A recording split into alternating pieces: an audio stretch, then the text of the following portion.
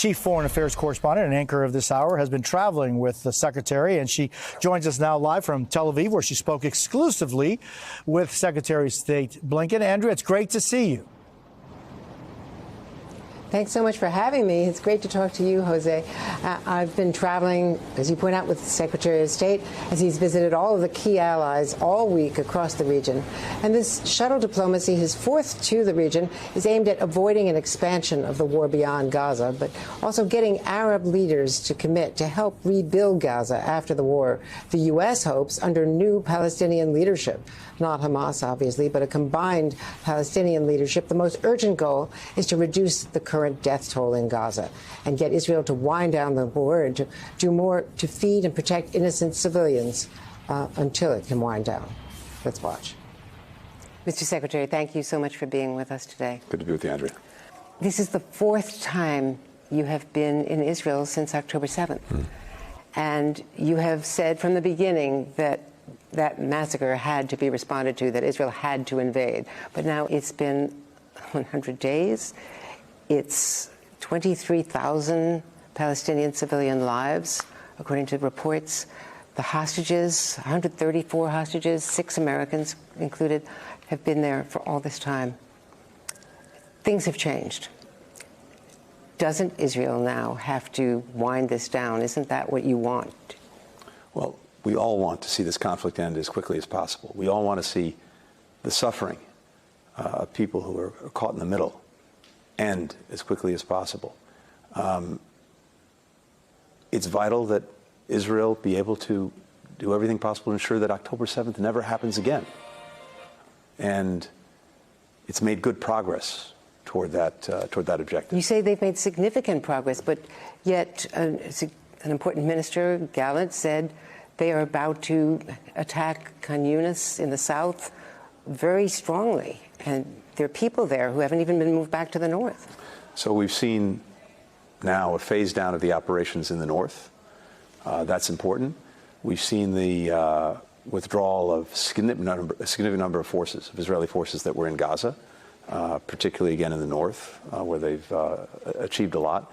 And as I said, we want to see this conflict come to an end as quickly as possible, consistent with Israel's objective of making sure that October 7th doesn't happen again.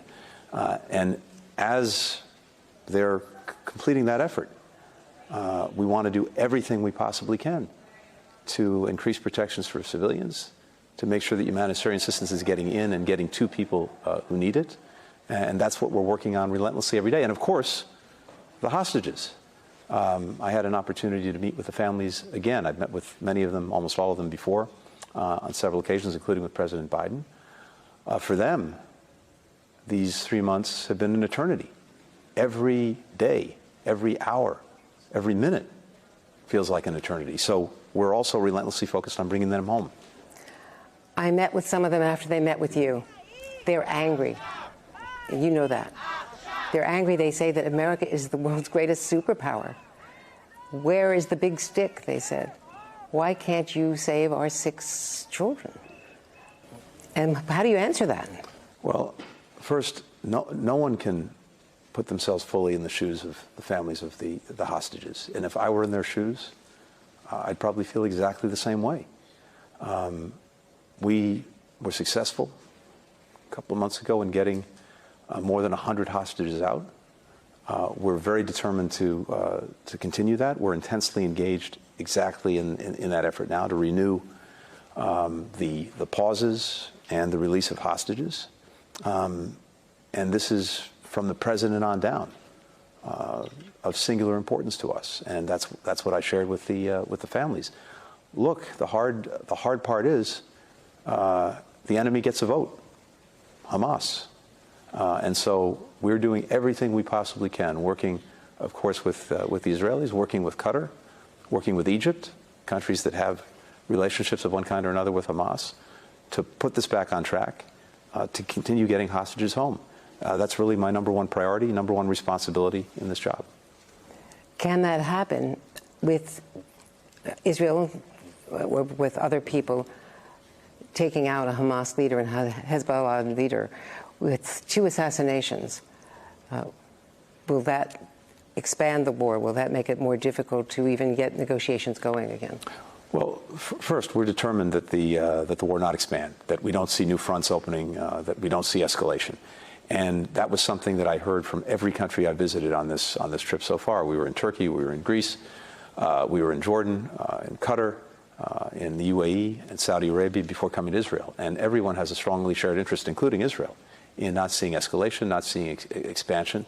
And for Lebanon, for example, it's clear to me that Israel does not want escalation, and they believe, as we do, that pursuing a diplomatic path to try to make sure that the conditions exist so that people in Israel who've been forced from their homes in northern Israel, 80,000, because of insecurity, because of the threat coming from Hezbollah, feel secure so that they can come home. And equally, we want to see people in southern Lebanon be able to return to their homes. And we're on a diplomatic path to try to get that to happen. Have you been given any optimism or any hope that Hamas will negotiate for hostage releases despite those assassinations? In short, yes.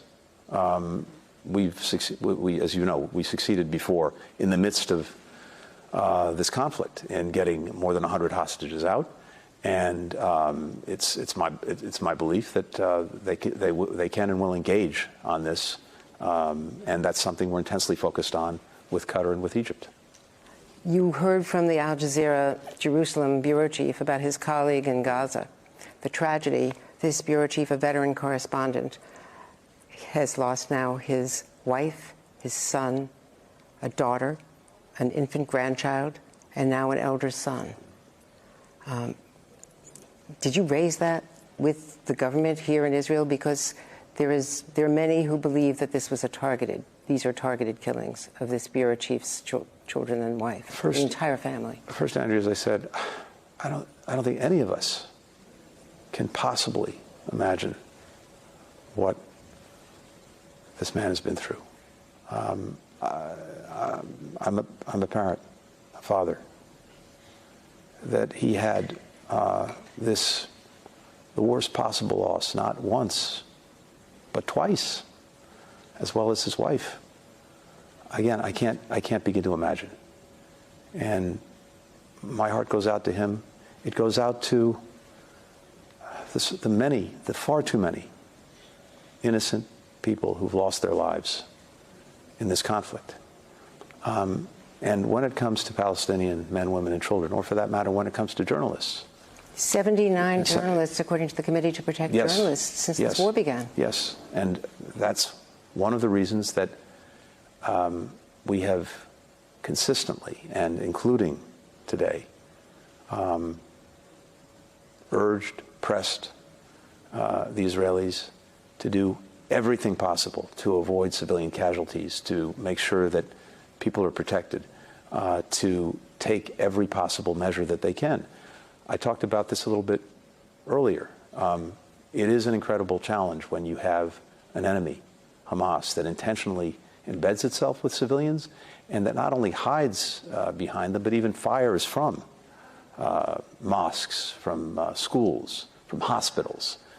Nonetheless, as we said from day one, Israel has an obligation to do everything possible not to have innocents harmed, hurt, and that's something that we are very focused on. This may be the first war that I can recall where journalists do not have permission to cover it. They protested today against Israel for not letting them cover it without being escorted, to have free entry. I want to ask you about the United Nations, though. You said that Israel has an obligation to work with the United Nations. You validated the new coordinator with whom you've worked. Sigrid Kaag. There are many criticisms that Israel is not working with the United Nations. You saw the canned goods in Amman that were being delivered. It's a third of the truckloads that there were before the war. People, 95%, you said, have food insecurity. They can have lifelong consequences for children. Does Israel have to work with the United Nations, with whom it has had decades of an adversarial relationship because of UN resolutions and hostile criticism? And the U.S. has supported Israel in almost all of these. The short answer isn't it critical for this stuff to get in? It is. It is imperative that Israel work with the United Nations. It's imperative that this assistance get in, that more of it get in, and that once it's in, it get effectively to the people who need it. The United Nations is the only game in town. They're the ones who are on the ground incredibly courageously, given that they're in the middle of a conflict, in the middle of a war, trying to get assistance to people who need it. And they've done extraordinary things, and it requires cooperation because there's no alternative. There's no choice. No one else is going to do it. And if the UN wasn't doing it, well, it would be Israel's responsibility to do it. So this is something, again, that we've talked about extensively. Look, we've made real progress over the last couple of months in opening up new entry points, There's including still Kerem Shalom. bottlenecks. Yep, and we're working through all of them. We're getting, I think, more entry points open. We're going to get one of the things that we need to see is much better deconfliction once assistance is inside of Gaza, so that it can move around, so that the UN can take it where it needs to go, to make sure that they're going to be safe in doing that. All of that was on the agenda today and something we're very focused on. And Secretary Blinken talks about what Arab leaders, especially the Saudi leaders, have promised to do. When we have more of my exclusive interview coming up next.